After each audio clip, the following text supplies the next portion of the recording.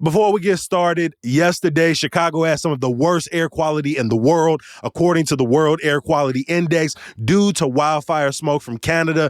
Yeah, you probably noticed it if you looked out the window or stepped out your front door, and it's likely to still be pretty hazy today, so don't put those masks away just yet. Our newsletter editor, Sydney Madness, put together a bunch of tips to help you stay safe and learn more about what's going on with our air. Find them now at chicago.citycast.fm, and make sure you're signed up to get Hey Chicago in your inbox each day, Monday through Friday. Again, that's chicago.citycast.fm.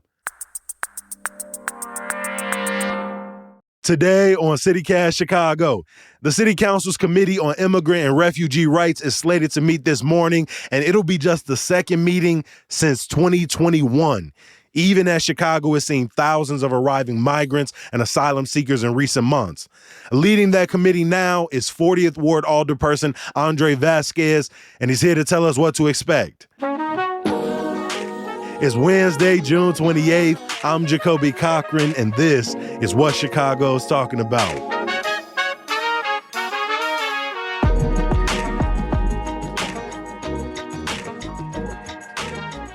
Welcome to CityCast Chicago, Alderperson Vasquez. Hey, Kobe, thanks for having me on. Really glad to be here. I appreciate you. Can you let CityCast listeners know what are you all planning to cover in this committee meeting? Yeah, so the conversations we've had with the administration and different stakeholders is about having regular monthly meetings. It's one, establishing what a progress report looks like every month, right? So who are the stakeholders that are going to be here to talk about different issues, whether it's figuring out the housing, how are folks getting jobs, what's happening with the budget, what are we doing at the state federal level, having regular progress reports as to what's going on, then having subject matter experts month over month. Like let's say 1 month we're having the Department of Housing, 1 month we'll have Department of Family Support Services to kind of dig in deeper and kind of establishing that as like a cadence going forward so we can be transparent about what's going on. We can really talk about what the city's doing and what the priorities need to be, and we can continue working on that month over month. Another city has set up $51 million for newly arriving migrants and asylum seekers. Does this committee have any say over how that money is being spent? And can you let listeners know just how the money is going to be used? There's the budget committee, right, which tends to get more granular as far as line items. But I do think there's a part our committee is going to play in having those conversations. And then I think through this committee, folks will look at that and say, well, why are we spending here? Why don't we focus on the other things? So based on your understanding from just the passage of the ordinance to allocate these resources, how does the city plan to use this money sort of big picture? Big picture, a lot of it is staffing, right? When you've got the shelters coming into place, you need folks to staff that provide the services, that are providing the food, that are making sure folks are getting taken care of, plugged into services, plugged into school. So a lot of it, to my understanding, is staffing. And I think that's why a major part of the conversation is the city getting the bang for its buck as it pertains to that staffing? Now, the challenge is with $51 million, you're looking at the funds covering till the end of July. Right. I was like, it's a stopgap. Eventually, this money is going to run out. So what are those other avenues for keeping funding going? Well, we need to be having a conversation of, and we are, but we need to be really communicating out to the public and everyone else is the funding that we need from both the state and the federal level to deal with something this scale. Like I've always made the argument that what we need to be talking about isn't lump sums of money every couple months. It needs to be a revenue funding stream that's like locked in, right? So when you've got neighbors that have been organizing for years as far as Bring Chicago Home, right? The increase in the real estate transaction tax, I think we need to be having that conversation because it's not just housing for the unhoused, it's housing now for refugees. It's figuring out how that fund covers housing in general, but I think we need to talk about structural revenue to address the issue, because if not, asking for tens of millions of dollars here, and then you come back 2 other months, or every 2 months, the state at some point is going to go, hey, we can't continue at this rate. We can give you maybe 4 million, and now you're really in a situation that we need to talk about what funding streams need to look like. Yeah, I know you're paying attention to this citywide, but how has this impacted your ward specifically, which covers several North Side neighborhoods, roughly from West Ridge to Ravenswood to Lincoln Square? Yeah, I mean, in some regard, like, it allows us to partner with a lot of the groups like Centro Romero, like Indo-American Center, that are in the ward in a different fashion, right? I mean, they're inundated as well, so we have to work in partnership. The most distinct part is the police stations. So we know that in the police stations across the city, you're looking at anywhere from 30 to potentially 50 people living in the lobbies as we get more folks coming in.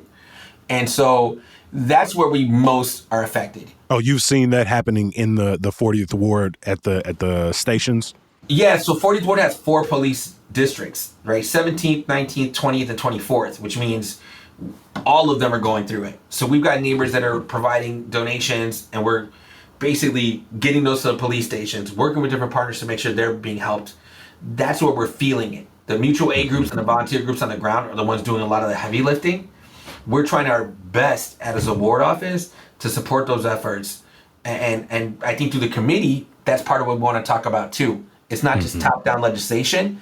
It's the volunteers and people on the ground doing all this heavy lifting and work that government should be having more of a hand in. So how do we support those efforts and expand that in a way that empowers them?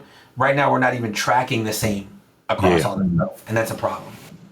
As you've toured facilities, as you've met with arriving families, is there any moment or story that has stuck out to you? Anyone that's walked into one, and I've had this experience myself, it hits your soul. It hits your heart because, and I don't mean to minimize anybody's experience. When you see adults going through it, as an adult, you kind of navigate. But when you see the kids, I'm talking 4, 5 babies, 7-year-olds, right, that are living in a police station, that are walking around in their diapers, just kind of walking around like you would around a house at a police station lobby. It's heartbreaking. When I walked in and one of the kids came up directly and grabbed my leg, like I'm fam, and this is the first time I've walked in or talked to this family, that it breaks your heart. As somebody who is first generation, who my parents came over in in the late 70s, it was tough enough for us to see that many people and that many families in a police station going through it. Is just it's why we're so committed to making sure we figure out a solution. When you think about your own story, your parents' story, how does it compare? How do they mirror, or are they different from some of the obstacles that you've heard about or had to navigate? I was a kid, right? I was born in 79, so I had to teach my parents when I was still single digit age how to speak English, how to read the language, how to I had to help them with citizenship classes, right? And we're talking they're sending VHS tapes through the mail to get people up to speed. So in some regards, there's a lot of parallels. That's how hard it is. I think now it's harder because cash is less of a currency, right? Everything's through a card, through a chip, right? Digital, as far as how you pay, interact, get paid. That for folks who are coming from a different country with all those barriers, that to me is immediately a harder challenge than somebody who could find a job in a restaurant and maybe was getting paid cash in the 70s, 80s. It's different. It's harder. It's a larger scale of folks coming in because they're being bussed in as what we know to be a political attack also, right? So as you get closer to the Democratic National Convention, we're going to get more. Because if you were on an opposing side trying to make a point, you would turn up the amount of buses during that time. Or as you get closer to the presidential election, because you want to make Chicago a narrative. So the scale of it is completely different. And it takes a lot for us to figure out what integration looks like. How is that conversation playing out in the 40th ward, and how are you encouraging your constituents to both have that empathy while still demanding that, neighborhoods are taken care of in Chicago, throughout the year, and not just when we have these, these crisis points? Yeah, I mean, in 40, it's there's an added variable, right? 40 is just to be straight up, affluent than other parts of town in a different manner. It's been gentrified over time. You got people that are more affluent. So we've actually been doing things we've got a motel, the Diplomat Motel in Lincoln Avenue, that we're converting from being a motel to being stabilization housing, which is a pilot first of its kind, to make sure unhoused folks, not refugees, but unhoused existing population, have their own units and kind of build up. And I'm getting pushed back with a little bit of NIMBY energy against trying to do that. So the dynamics are different across town everywhere. But your main point, which I agree fully, is that we know that there's a different experience, especially from descendants of slavery, who have you didn't decide to come here if you're a descendant of slavery or a slave, you were taken from land, right, and brought and treated like less than human. Then come to Chicago, where it has its own level of segregation and racism and everything else baked in, and police misconduct and a lack of investment, right? You have to take all of that history into account when you think about what is happening in this moment. Because yes, we want to make sure refugees are taken care of and we're treating them like the new neighbors and new arrival they are. And also, you can't dismiss the fact of what that experience has been in an existing population that has been here and through centuries now has been attacked. So part of what I want to do to the committee is be clear on that we have to speak about both. When we talk about housing, we're not talking housing for one bucket or the other. We're talking housing for all. It's just, what I don't want to do is to silo just immigration, because it doesn't do justice to everything else that's involved in the larger conversation.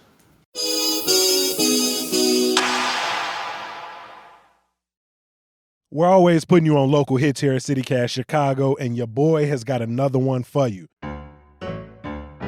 Revolution Brewing is the largest independently owned brewery in Illinois, and this summer, you gotta try their Freedom Lemonade. Basically, it's lemonade, but with ale instead of water. Yeah, you're starting to picture it. At just 4.5% ABV, it's a great option for anyone enjoying the day outdoors, even if you're not usually into beer. You can find it at Revolution Brewing's tap room in Avondale, or the original brew pub in Logan Square, or wherever else Revolution beer is sold. And be sure to check out their other Chicago-made offerings at revbrewing.com. That's REV brewing.com. An elephant in the room here is that the committee failed to meet until just this April. You obviously weren't the chair at this time, but what was your reaction as a city council member? Because when many of us hear about a task force or a committee, this is the reason we sort of sigh and throw our hands up and say, well, will that get anything done? I mean, yes, and I'll take it further. It's proclaiming oneself or one city a welcoming city, while not building any of the infrastructure necessary to actually be a welcoming city, right? I think that's clear, and we're seeing the results of that. And as far as like the prior term and, Chairman Raboyres kind of and the lack of any meetings, I'll say that there are dynamics that are very old school Chicago, so it's not exclusive to the prior chair or the prior mayor, as to how people view those committees. Meaning, if the mayor wanted something moving, it's moving. If the mayor didn't want something moving, it's not moving. It's not even being brought up for discussion. And I think some of that led to not a lot of hearings. And because there wasn't a focus on that as much, people weren't feeling it as much as we're feeling it now. There was less urgency from the alders to be like, no, we need to talk about it. And so, in the middle of this transition to now Mayor Johnson, we are feeling it a lot more. And so when I got the call from the mayor and to say like, hey, I'd like to propose you chairing the Committee on Immigration. One of my first responses was like, all right, like I'll put in that work. So let's make sure that, given what the history is and what people view this as, we're going 180 from that, which is why we're doing right. How is your approach going to be different? What does that 180 look like for you? Yeah, I mean, I look at it modeling like the COVID crisis hearings under the Health and Human Relations Committee, where every month Dr. Arwady was showing up and going, here's what it's looking like, here's what we're doing. And like, I believe you need that cadence, you need that regular standing meeting to establish what your baseline is, where you're at, and track improvement over time that keeps everybody accountable. Yeah. That's going to lead to the policy changes that I believe we need to make, and the legislative ones, to improve all of it. One of the things that is not on the agenda, it seems, is the police department's pattern of denying U visas, which are designated to allow undocumented victims of crime to obtain legal status. How is the committee planning to bring this up and talk about this in the near future? I think in Justice Watch, or OIG, made it pretty clear that people were getting rejected for the U visas. They weren't getting them in the first place. And largely this wasn't being communicated. So imagine somebody's a victim of a crime, and by virtue of the fact that they came here from somewhere else and maybe have language issues and other things, aren't given the actual freedoms and rights one would need and deserve when you're a victim of a crime. And so we're looking to bring that up as a subject matter. I'm guessing, don't quote me because we got to see the process, but I'm thinking maybe July meeting, we'll be bringing that up. Chicago also recently became home to other waves of refugees from Ukraine, Afghanistan. How do you see your committee addressing these populations as well? And also, signaling to the rest of Chicago, this isn't sort of a one-size-fits-all situation. First meeting that happens, I want to set that as the framework that like we're in a crisis right now. That is particular, right? But the challenges to immigration and refugee rights, those are across the board, regardless of whether you're somebody who's being, busted or flown in because you're part of the current crisis, or whether you've come here by other means from other countries and you're just having the same challenges. You can't find legal representation as you're working through a process.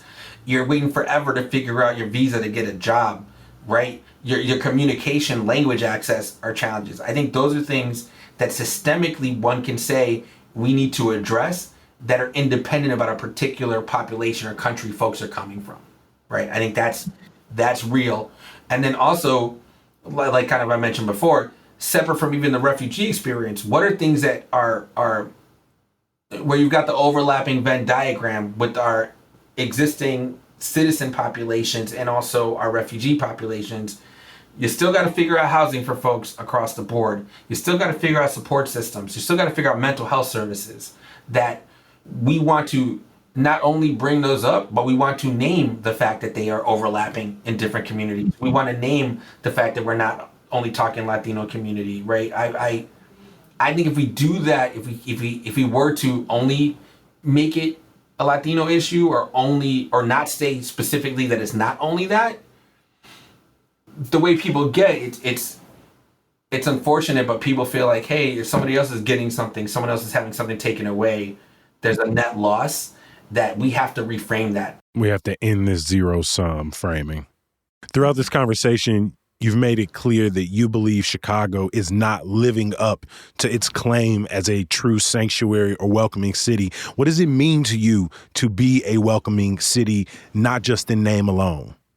Yeah, I mean, if you'd allow me to reframe a bit, I think you're generally right. I think the reality is we're all works in progress. The city is a work in progress. We all know what the goals are. I think that because there hasn't been full-on intention and focus, we have not built the structures necessary to figure out. How do we as a city make sure the onboarding and transition process is the one that's as seamless as possible? Hey, you're coming in. How do we make sure you're being supported? What are the things we can provide? How are we making sure that you're, from the time you get here to the time you can get yourself a job, stability, be able to rent, get your own place? Like, how do we handle that part? And make sure that other people, again, that aren't refugees also have the same level of service when it comes to those challenges. So I think it was important for us and for Mayor Washington to name that we're a sanctuary city and name the welcoming city as like planting the flag. We also need to make sure we're like building the road to get us there. That's what I'm passionate and invested in doing. Mm-hmm. And why do you think it's important for Chicago to be a welcoming city? Yeah, I mean, we can go two ways about this. Meaning we can talk just values as people, but if you look beyond just what the surface level is, we're all the same folks. We're spirits and bodies. We're going through an experience. We have to make sure we improve for others, right? But separately from that, if you want to talk just economically, we've been losing base. We need to increase more folks living here. We need to increase more people that are ultimately paying taxes. We know that there are folks who in the restaurant industry and other industries are like, hey, it's hard to even find people that are going to like work in these roles, even at the minimum wage that we're paying. Let's connect that with folks who are willing to step right up and do it, and then figure out our whole ecosystem economically. So I think there's a lot of different pieces to the puzzle. What would you say to listeners? How would you inspire listeners to re-engage with the work of this committee? So I think part of it is making sure that people know that this is the platform through which the public can get those questions into government. We can, as best as possible, answer those questions and have a continual running meeting to do so. We want neighbors to understand what's happening, what the progress reports are, how we're improving. We want neighbors to come, whether it's physically, whether it's online, whether it's asking questions before, finding different ways that we're going to engage with the public to make sure that no one's feeling left out of that equation. It's also making sure that in communities that are being impacted, whether it's because you're reopening a school, because a shelter site might be coming, how are we making sure that we're not only at City Hall, but what's the component of being on the ground there to make sure people feel heard as well? All of those things we're looking to develop so that the committee itself is one that people view as a platform and vessel to get that done, that we're hearing everybody out, and that we're having the answers to the questions as best as possible and having the accountability associated with that also. A huge CityCast thank you for the 40th Ward Alderperson Andre Vasquez, who is now leading the City Council's Committee on Immigrant and Refugee Rights. Appreciate you making time for us. Yeah, no, thank y'all so much. Like, love to follow up whenever y'all want to. This is great.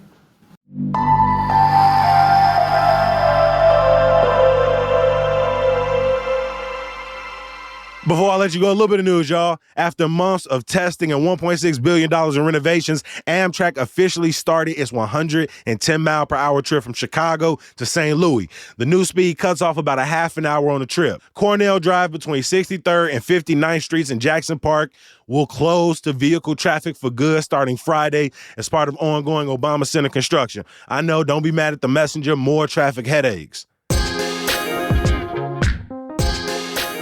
Here's some good news.